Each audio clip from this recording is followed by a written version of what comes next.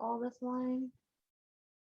Well, I don't know exactly how that went during Prohibition, but there's a lot. Prohibition is, basically the Catholic Church had permission to use wine for the sacrament, but that was very public and it wasn't a lot of wine. But Jews needed wine at home, so rabbis were allowed to get 50 gallons per member. Wow. To During use Prohibition.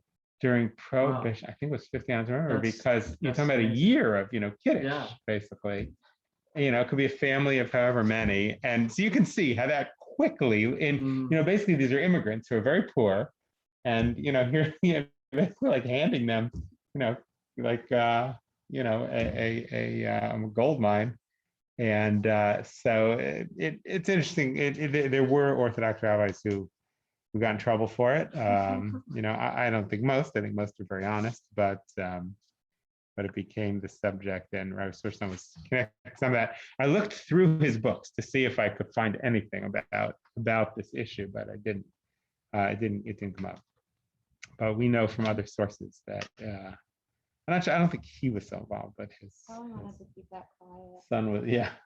Maybe the fact that you didn't find anything. Son was involved. Yeah. So we had looked at basically things from the teens and the 20s. And this is a book that was published in 1930, so it's slightly later. And as I mentioned last time, my theory was that he would become more sort of passionate over time. And as he saw that the Jews were doing less as time went on. But actually, I think the opposite is true. I think he becomes maybe a little bit less biting as time goes on in terms of the state of Orthodox Jewry in America. So we'll look at a couple of essays from this book called Shofar. Now it's let me share my screen. Yeah.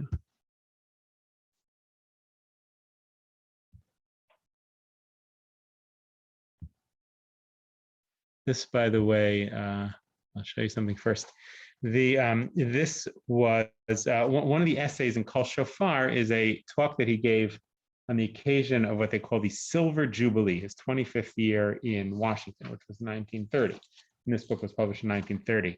And separately, they did a booklet for his 25th year in Washington. It's almost all in Yiddish, but you can see it here. Rabbi Gedaliah Silverstone.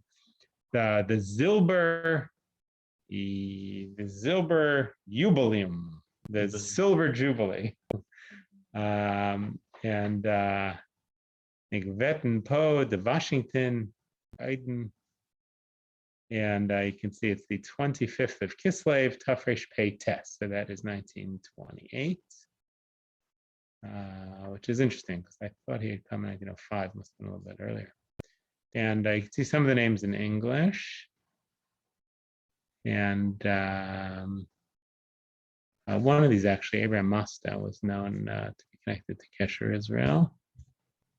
And so there's basically, this was his father. It was all in Yiddish. I'm not exactly sure what it says. I think that was his wife. His wife very famously died at a daughter's wedding. Long story. Oh, no, I'm sorry. That was somebody else. That was Rabbi Rubinowitz. A poem here, but there is something from the Rabbinical Council of Canada, and then there actually is an ad from Kesher Israel, because he was kind of the chief rabbi of Washington. I mean, there were other rabbis in Washington, but he really was like the chief rabbi, and he's often called the chief rabbi in writing.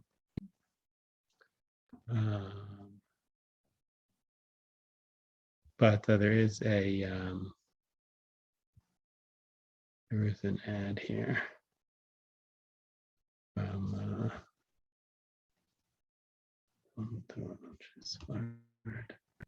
George Washington Lodge,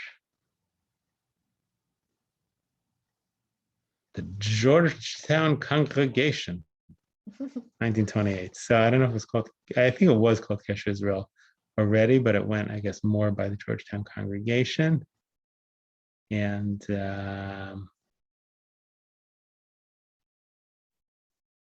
So actually, it looks like it took on the name Kesher Israel in 1915. That's what it looks like from here.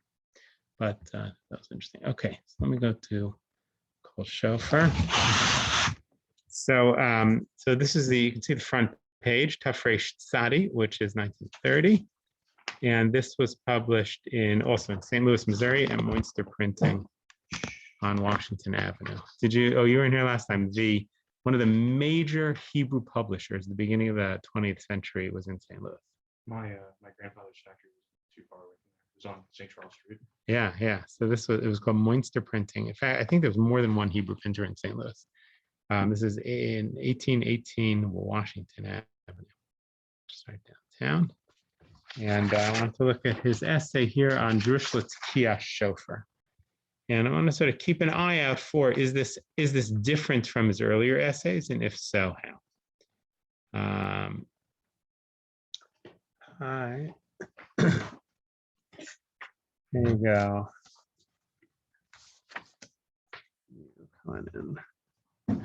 Yeah. So he quotes a Gemara. This Gemara is a very important Gemara for the high holidays.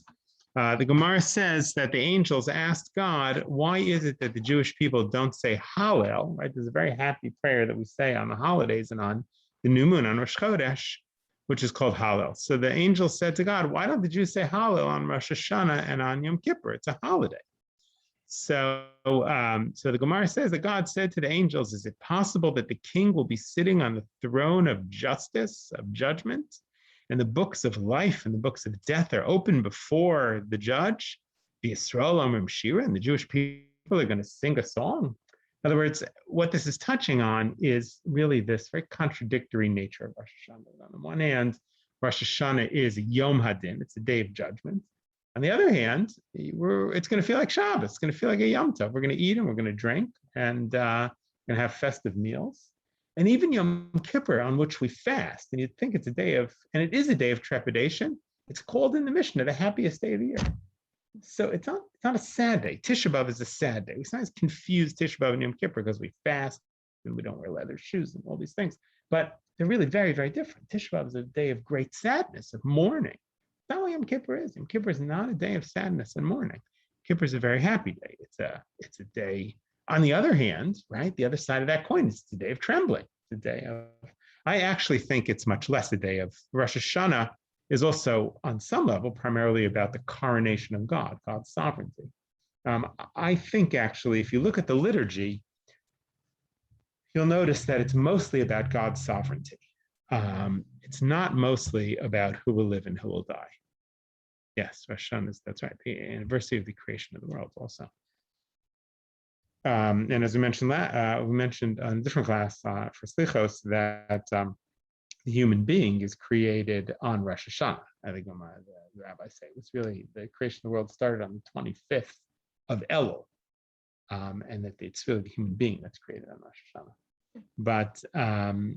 But there's this bifurcated sense of almost dialectical sense, contradictory sense within Rosh Hashanah of both a happy day and yet a day of judgment, God's sovereignty, and by seeing God as the sovereign of the world, we also then can enter into having a relationship with God. We can take on the mitzvot, we can do tshuva, we can repent.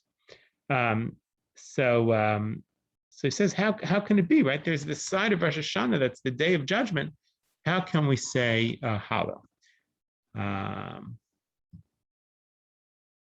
So Rabbi Silverstone asks interesting. So the Medrash asks an interesting question. According to this, what does it mean that the books of life and death are open? It says the book of life we understand because everybody is being judged. What do you mean the book of death? What does that mean?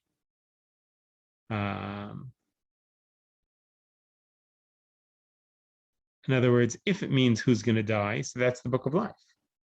So he says maybe the book of death sounds like the dead are being judged. That doesn't really make sense. So Rabbi Silverstone explains. He says, I want to explain this according to the way of Musar. Musar is rebuke or character development. We see Bador Hazen, this generation, Asher mitnatzlim ala zvam Tarat Hashem mitzvotav He says there's a laziness about observing the Torah. One of the things about 100 years ago is as much as it's different, it's the same.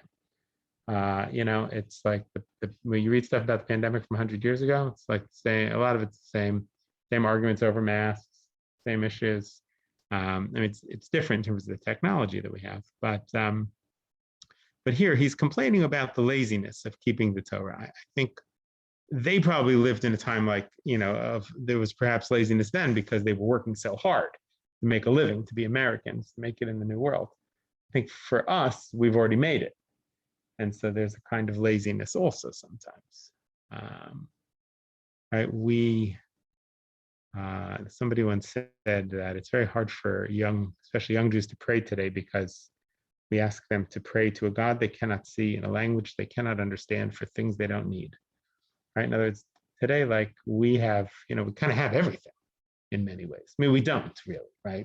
On a personal level, obviously, we all are lacking things, sometimes very fundamental things, but many of the things that we take for granted, perhaps they didn't have. But yet, Rabbi Silverstone complains in 1930, there has been a forsaking of the Torah, and he ties it to laziness. Now, that's a different approach than he took, 10, 15, 20 years ago.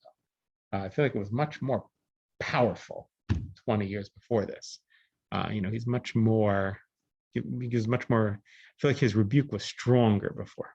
He says people find he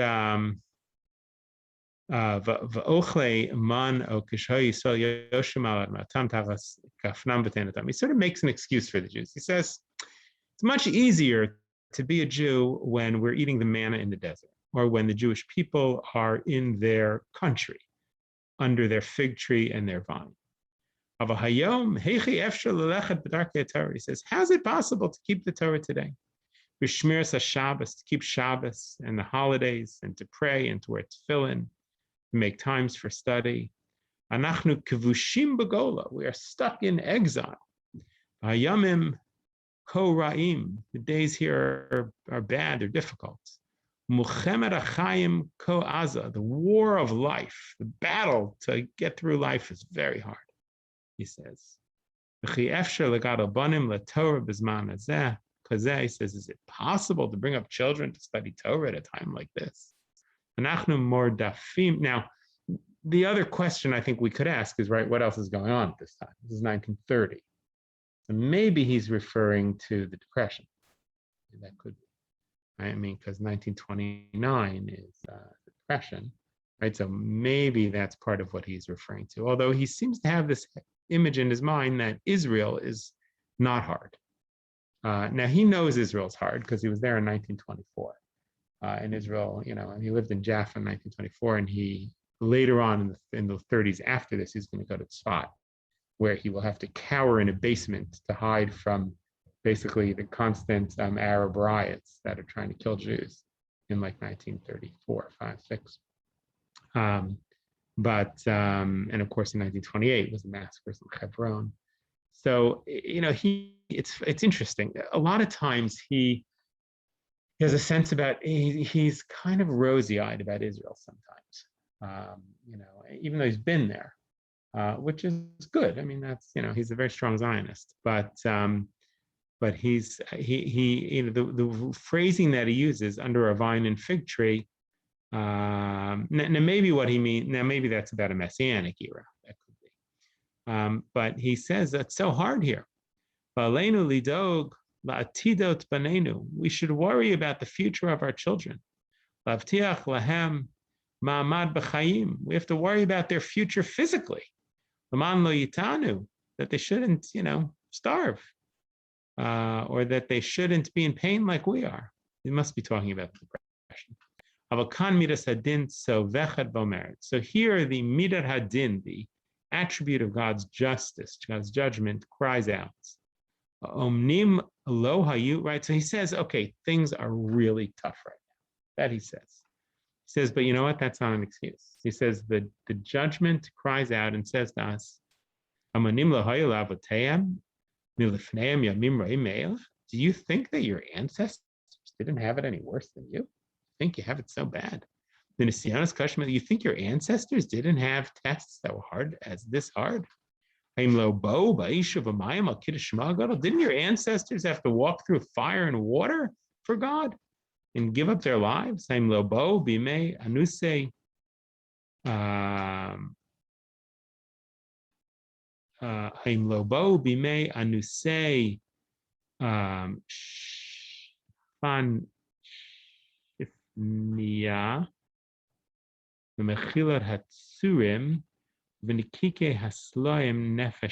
She's referring here to persecution.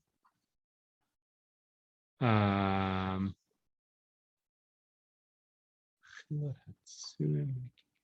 not exactly sure which he's referring to here. Sometimes earlier he referred to different pogroms in Europe. I'm not sure exactly what he's referring to here.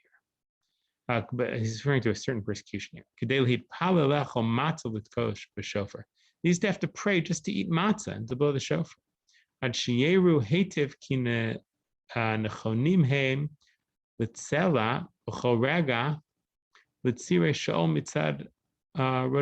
used to have to just run away from the marauders.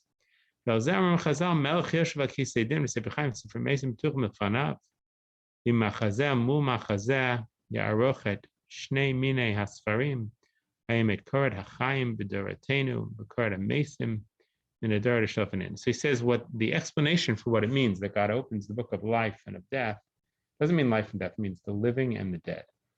The book of the dead means that God opens it up to say, like, how do you compare with those who came before you? That's what he's arguing. They died because they gave up their life for God, but to do the mitzvahs. V'klum yesh achar b'kirat sifrei meitim l'daver al davar achayim min asiyat kashim. He says they went through these difficult tests, and he says we need to think about our own position, even if it's very difficult, in the light of our ancestors. And this is why we ask of God, Akedat Yitzchak b'zaro hayam brachmin tisko. You should remember the Akedah, the binding of Isaac, with mercy. Because it says the reason is not just because Abraham was willing to sacrifice his child and we want the merit to count for us. Because it's it's possible that God will look at us and say, look what Abraham was willing to do. How come you're not willing to have any self-sacrifice? And so we say to God, remember that with mercy. Remember the Akedah. Don't let the Akedah be an opportunity to criticize us in light of Abraham. He says, look in my book, Gachalei Eish. Find the Sefer Medrash Ramasa. Avraham lakar et beno. When Abraham came to bind his child, lakar et beno. Amalei Abba, the child said to him, Isaac said to Abraham, Bachur ani, I'm young, and maybe I'll move. So tie me very tight, because if I'm going to be a sacrifice, you have to slaughter me correctly. If I move, you might not slaughter me correctly. Kama tamimos, kama zahiros. How could it be that Isaac would have seen it such a way? It's such a sense of wholeness and care. He says,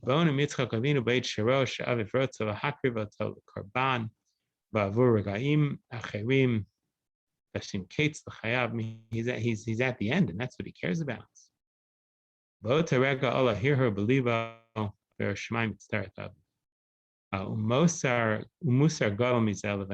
says this is a great rebuke. This is a big rebuke for us today.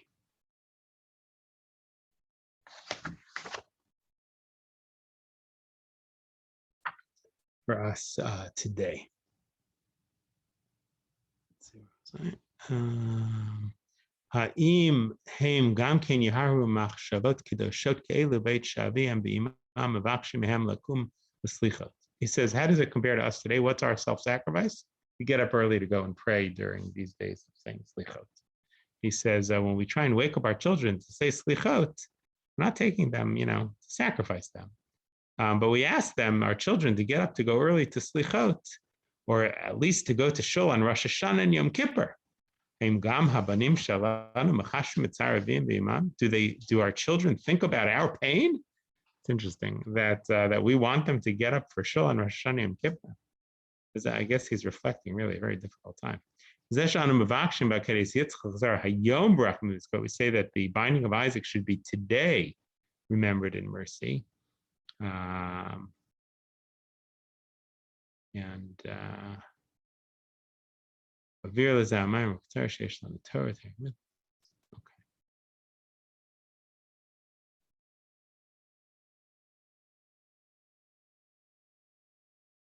me do another one. It's interesting. I think that he may be sort of reflecting there the depression. Do Dalid. This is on, it says page 11 on the top. Drasha for Shabbat Shuvah.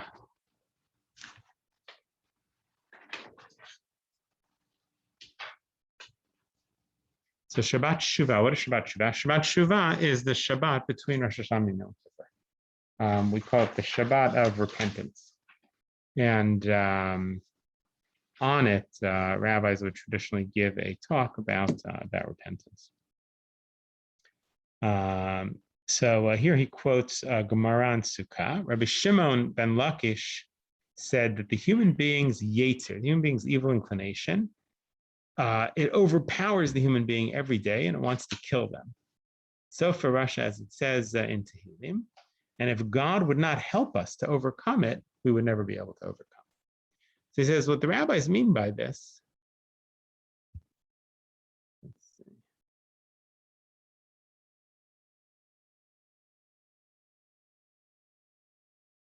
That's interesting. So someone's asking, was Rabbi Silverstone concerned about his own children? He had one who moved to Israel.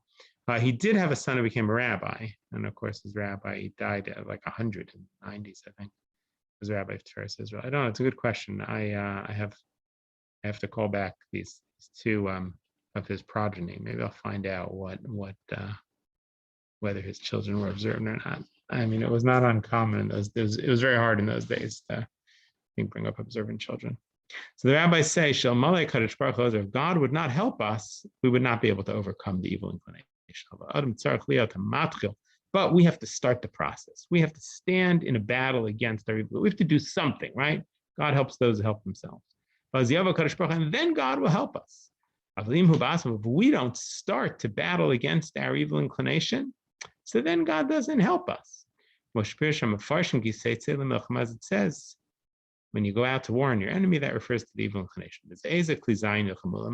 So what do you use as weapons to fight against the evil inclination? So Rabbi Yishmael said, use Torah, that if the evil inclination comes to you, bring it into the Beit Midrash, into the house of study. And then he tells a story. He says it's like this Ramai, somebody tries to fool people. And he was selling stones that were made out of glass, that were colored glass. And he said that these are actually, diamonds and rubies. And he's selling them cheap. So the fool thinks, oh, this is a good bargain. But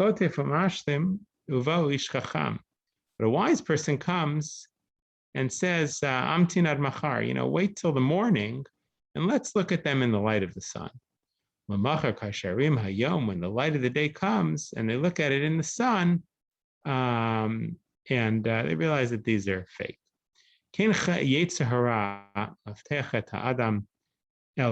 So too, the evil inclination pulls us towards sin and says, this sin is actually a mitzvah. Talmud says, and he's reflecting for Talmud here, Talmud says, person sins once, they know that's wrong. If they sin twice, it becomes like it's permitted. So Gemara says, what if they sin 3 times? Gemara says they think it's a mitzvah. Right? Now, that's how rationalization works. So he says, that's how the evil inclination works. So what did the rabbi say to do? Bring it into the house of study. Because what happens when you bring it into the house of study? You see it in the light of Torah. Torah is the yardstick by which to judge it. That's like bringing this fake diamond into the daylight, and you'll see it for what it really is.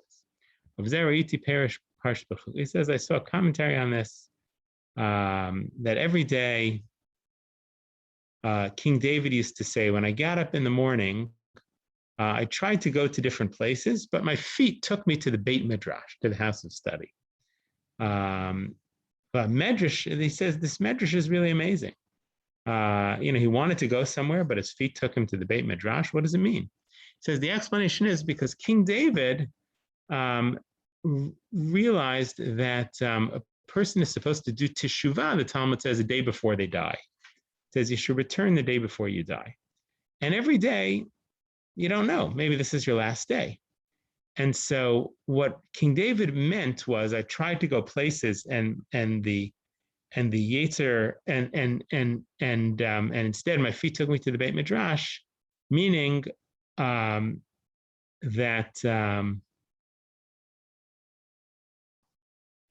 because he said when I realized I'm going to a certain place, it's a different way of translating it.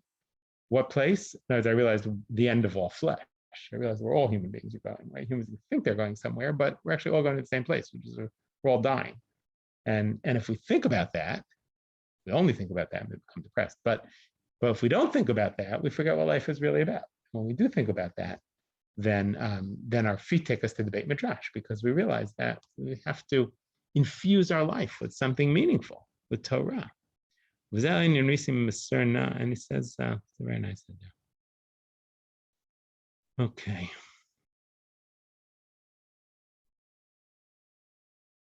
I'll do one more piece. Oh, let me just read a little more. Zeba Yetzer Tov. It says, Yotzim HaYetzer Tov HaYetzer Al Melchama. It says, the good inclination, evil inclination go to war. He Kedavrai Lav Yom Yom Ze Yetzer Hara. Hashem Eskaber Lav B'chol Yom Hu Yavo B'taina. Every day, the Yetzer Hara says to us, you have to feed your family. You don't have time to pray in the shul 3 times a day. And you don't have time to study Torah because you have to make a parnasa, you have to make a living to feed your family. That's what the Yetzer Hara says. It says, and then the Yetzer Tov comes and says, V'oti yom yom yidrashu. The Yetzer Tov says, why don't you come to the shul? And the Yetzer Hara says, no, go to work. And then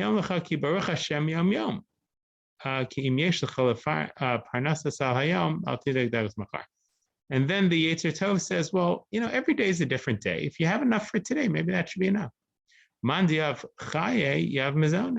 And a person who has their life has wealth. Hashem Yisparach Eino Mitzvah Mitzav Lecha Ki Tipalo V'Talmud Torah Hayom B'Amo Machar Ki Olech Lipal Hayom Rak Al Yom. He says every day has to be its own day, lived for itself. We have to study Torah for today and not for tomorrow. And therefore, when you go to your work, do your work for today, not for tomorrow. Now, it's true, people have to plan somewhat in advance. But a person who's only planning for in advance never lives for today. Some people think that they can never have enough money. I once had a friend who was a billionaire, and he had been he used to trade energy and for a very big insurance company and all kinds of things. But he was he was a Wall Street guy, and he had all kinds of money, and he sold his business to the Royal Bank of Scotland, I'm sure for hundreds of millions of dollars. And I said to him, and he was an observant person. I said to him, well, what are you going to do now? In my own mind, I thought he's definitely going to go to Israel and study Torah, right? I mean, what would you do? He said, I'm starting another business. I said, start another business? Why? How much money could one person have? He said, security. So it's like, what is that about? That's about our internal feelings sort of take over. Yetzer Hara says to us, you're always on the precipice. So that's what he says here. You're always worried about, they say the Chafetz Chaim owned the Chafetz Chaim is a very famous rabbi. He died in 1930. One of the most famous rabbis probably ever lived. And he wrote a very important commentary on the Shulchan Aruch, which we have here. Yeah, the Mishnah Berurah. And he had a grocery store. He lived in the city of Radom in Poland. And he had a grocery store. And he would sell enough groceries that day to live. And he'd close the store and he'd study Torah. Now, of course, it's very hard to do that today. We have to do our own version of that today, right? We have to figure out how to fit in our Torah. But he says, often the Yetzer Hara says to us, there's no tomorrow. It's only today. You have to, there's only, think about tomorrow. Don't, but we have to focus on today. both for Torah, both for a living and for Torah. We have to trust God. That God will have for us tomorrow. Okay, speaking to his people. He says, and we have to bless God every day. If you have parnasa today, if you have a living today, so don't worry about tomorrow. And that will enable you to do the things that matter, to study Torah. And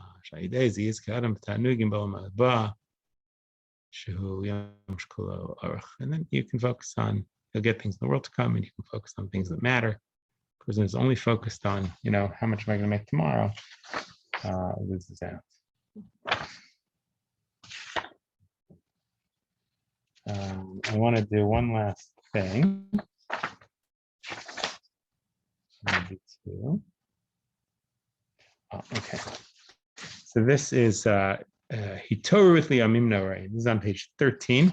This is inspiration for the high holidays.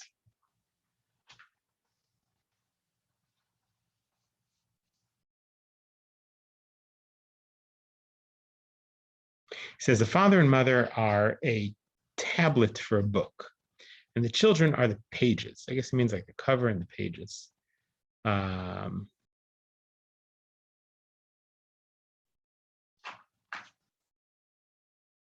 Says, and if a page is torn out, the book is not whole. Havlan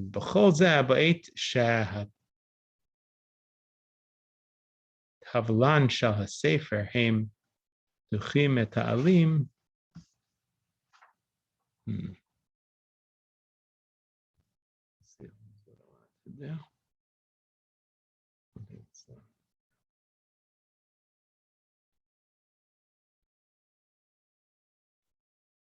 Okay. I'm going to go to the last thing on here is something that this is on page 41. This is what he spoke about at his 25th anniversary celebration of being the Rabbi of Washington. Page 41. It has some historical merit. And okay, this says Jerush Mashamarti al Chag Hayovel. This is what I said on the Jubilee, the Kuhunati, right? A Kohen is a high priest. He said Kuhunati means my being a Kohen, almost being my position in the city of Washington. And here it says Chaf Heshanim, 25 years. B'yom Daled Chavtas Kislev Tarpat. It was 1928. So the people of Washington made a big party for me. Because I've been here for 25 years, and they gave me a matana, they gave me a gift, Sefer Shel Brachot. They gave me a book of blessings from all the people. And they also gave me a gift certificate for $1,000 and many other gifts. And they had a big party with a lot of, it was very beautiful. And I said to them these following words. Here's what I said to them. It's on page 42. David HaMelech Amar b'Tehillim. King David said in Tehillim, Shiviti Hashem anegdi tamid. I put God before me always, and therefore I am joyous. V'hanyan yadu mechazal she'im notnim le'echad kavod harbe. That if you give a person a lot of honor, that if you give a person a lot of honor, it could lead to degradation. And that's what King David was worried about. But it says that King David had a Torah that he carried with him all the time. As a king, he's commanded to carry a Torah. And whenever they would give him honor, why did he carry it? That's a very interesting explanation, by the way, because it says in the Torah, at the end of the Torah, that a king has to always carry a Torah. Now, we assume that is because we're worried the king will forget why he's the king, and so having a Torah will keep him on the straight and narrow. But he's saying here that actually his explanation is that King David, people would give him honor, right? I mean, if you're the president, you're the king, people give you a lot of honor. If you're holding a Torah and you want to be humble, you can say, oh, this must be for the Torah. not for me. So he's saying that's what King David would do. Because King David writes in the Psalms, I put God before me always. And this is the Torah. And therefore, I'm very joyous. And it's not out of my merits. If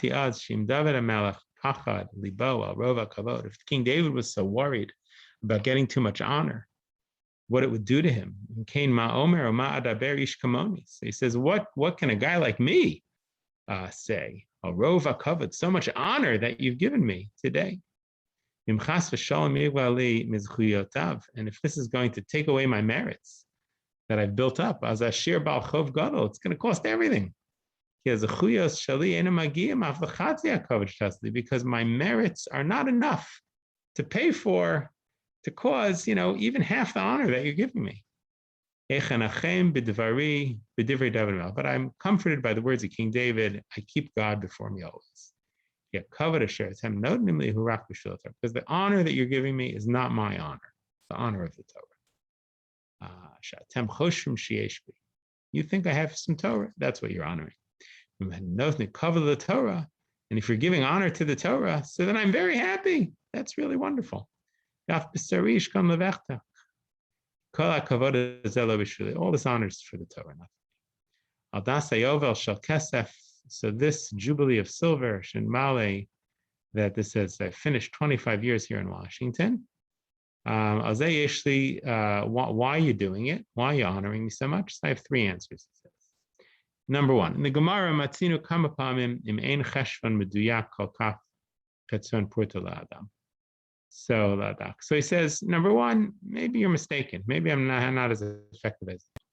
Number two, Matzinu gabe tzias mitzrayim shekadosh baruch hu amar la'Abraham yodea tedek yeriyazer chaber tzolahem. God said to Abraham, your children are going to be strangers in a strange land, and they're going to serve that nation for 400 years. And actually, it was 410 years. So how do we understand that? I mean, they were only slaves for 210 years, and God told Abraham, your children are going to be slaves for 400 years. So some commentaries say that the slavery was so bad, 210 was like 400. And that's why God said Abraham 400. But Pradal Gezerah, Tachen lo yinatein libam, Tachen leveinim titnu, especially they had to gather their own straw for the bricks. Halo kamokein haya im harabanim po b'Washington. This is wild. He says that's how it is for rabbis in Washington. Tachen lo nitan zeh, no nitan lanu zeh haschirut. So you don't pay us enough, but we got to make our own bricks. What does that mean? It means because there's so much to do here in the Jewish community of Washington. So Kushi Yeshiva, that's what it means, the difficulty of the servitude.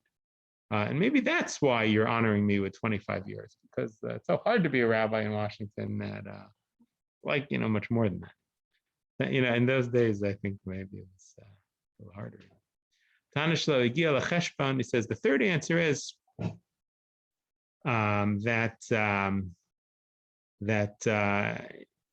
he's either saying it's not exactly 25 years, or why should you honor me for 25 years?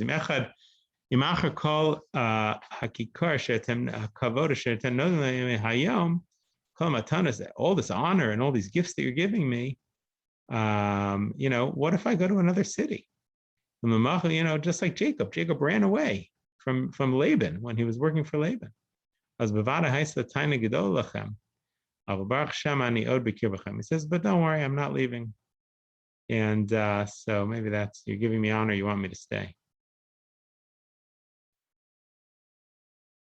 He says, no saying Toda, I give thanks and blessing for all the honor that you honored me with here in the city, and all of the synagogues and all of the tzedakahs, all the charities, all of the different organizations that have gotten together, and the women's auxiliaries, everybody's gotten together to honor me. Tiferes Israel. And he says, I especially honored Tiferes Israel. There's a synagogue now that's up on 16th Street. It's actually considered a synagogue today. And on Pesach, he says on Pesach we have a song, Echad mi Yodea Who knows one? Who knows two? So he said it goes up to 13. He says, but there's a 14th. What is the 14th? The 14th Street Synagogue. That Therese was on 14th Street, I guess, in 1930. So he's very happy about Therese as well. That was his main, I guess. Even though he was the rabbi of the city, that became his main shul. And his son eventually took over. And then he tells a story. He says, he talks about Israel here and very Zionistic. He says, he says, a man came to me on the day before Yom Kippur to ask forgiveness from me.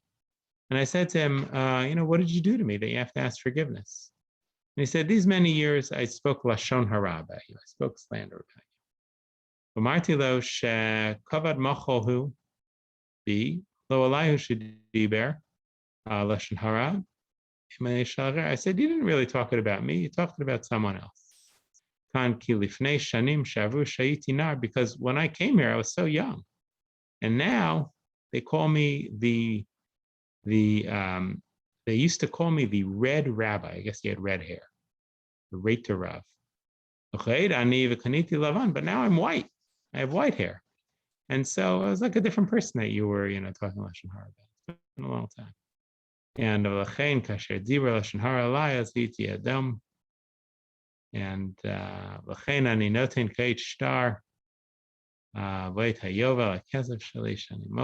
he says, I forgive anybody who sinned against me. It's really very funny, and he's giving and very forgiving. He says, anybody who sinned against me in Washington till today, I forgive. And this is the last paragraph. And you gave me this book for this occasion with all these gifts. And he says, it says 5 years ago I went to Israel. I was not new Madael Shel Zahav V'Bavanim Tovot. And they gave me something with gold and stones in it. Okay, and I didn't think that was such a big deal because I was leaving. He says,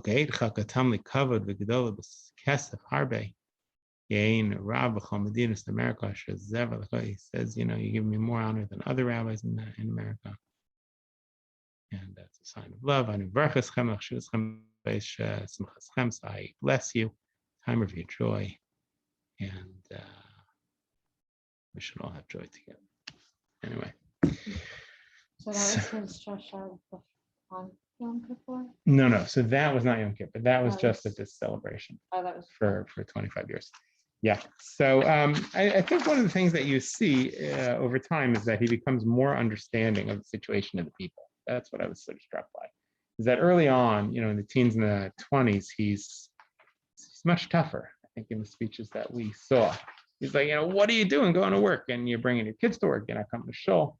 And then by 1930, now it could be, so it's possible either that he's, in the essay that we saw, so, he says basically like, yeah, it's really hard here. It'd be much easier in Israel, or, it's just like, he seems to admit that it's much harder. So I'm not sure if it's because he's been kind of ground down by the situation of Orthodoxy in America, or if it's because it's 1930 and it's right after the Depression. So in the midst of the Depression, right? It could be both. And so it's an interesting question too. When you read these old sermons, do you ask yourself, what's happening in the world? What are they responding to? He would give his sermons in English.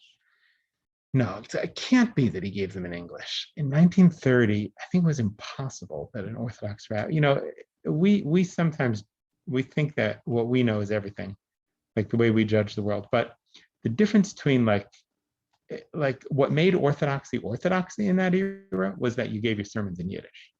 I mean, to give a sermon in English was like, in fact, the Young Israel movement began because they wanted sermon, because there were young people born in America that wanted sermons in English. This sermon in English was like the dividing line between Reform and Orthodox for a long time. I mean, that was a big deal. So I find it hard to believe that he gave them. He must have given them in Yiddish. It's interesting that all his writing is in Hebrew. Right. By the way, when you look at this Silver Jubilee book, right, which is by the people, for the people, of the people, every word is Yiddish. There's nothing in English. There's nothing in Hebrew. I mean, there's a little bit in English, some names in English, but it's not in Hebrew. And it's not really in English. It's mostly in Yiddish. And that's the lingua franca of the Jews at that point.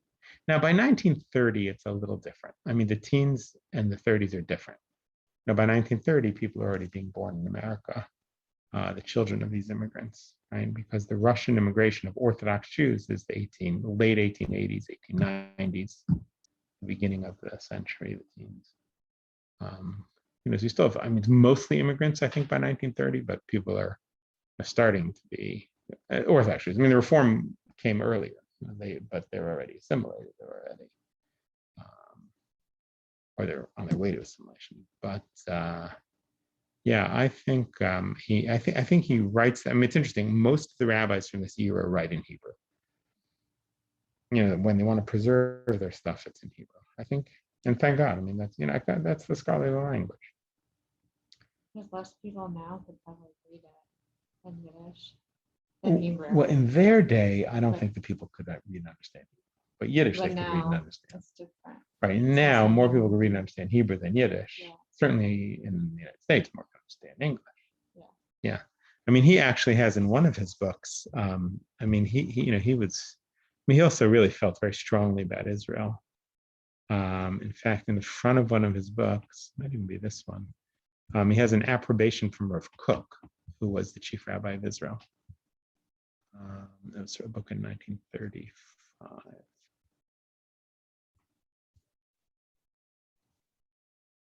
I think there are different dialects of Yiddish. Yeah, there are. So, how did everyone understand it? I If mean, if there were Jews I don't know. I don't know how all different. over No, I think the accents were different. It's mostly being somebody with a German language background who understands Yiddish. It's mostly regional from Yeah. my experience. Because if you listen to the Satmar Rebbe speak, and then if you listen to old videos of Lubavitcher Rebbe speak, it's very different because they're from different. Is the Yiddish different or the sound is different? The sound is different and some of the words are different. It's like the difference between Rhine and German. It's just all depending on where you are. Right. I mean, German Yiddish was very different, I think, than Russian Yiddish and Polish Yiddish, because German Yiddish was much more like German. And it's weird though, because if you listen to Hungarian Yiddish, which is obviously geographically a lot closer to Germany, that it sounds different, but Russian Yiddish is also weird because when my family tells me stories of my great grandparents, my Bubby and Zadie, who spoke Yiddish, who were from my Bubby, especially she was from Ukraine today. They say all the things that she used to say, and I'm like, yeah, that's very German Yiddish. It's we typically peg as Ukrainian Yiddish. Interesting. Yeah. Yiddish is very interesting though. That's interesting. I mean, the rabbi who was here until 1984, 1950 to 1984, the rabbi here, he was actually murdered in 1984. Rabbi Rabinowitz. I mean, my older congregants tell me that he spoke a lot of Yiddish from the pulpit, that his English was with a very strong accent. And that when he spoke English with a very strong accent, then it was more Yiddish than English. And that was already, we're talking about the 70s, but these were European rabbis. Do you think Rabbi Silverstone wrote in Hebrew, though, in part so that it wasn't fully accessible?